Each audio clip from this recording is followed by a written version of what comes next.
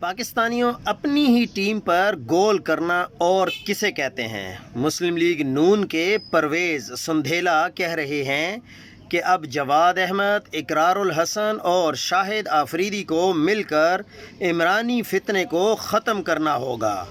وہ کہہ رہے ہیں کہ نون لیگ، پیپلز پارٹی اور مولانا مل کر عمران خان کا خاتمہ نہیں کر سکے،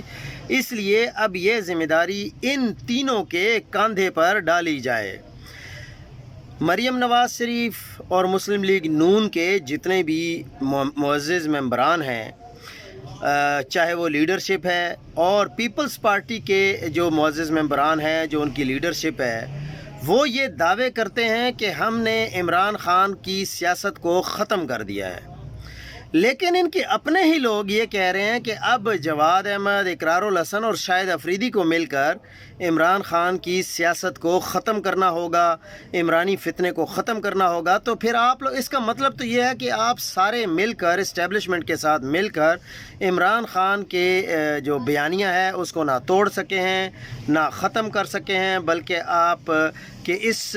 بات کے مطابق بھی عمران خان کی مقبولیت اتنی زیادہ ہے کہ اب آپ ان تین شخصیات کو یہ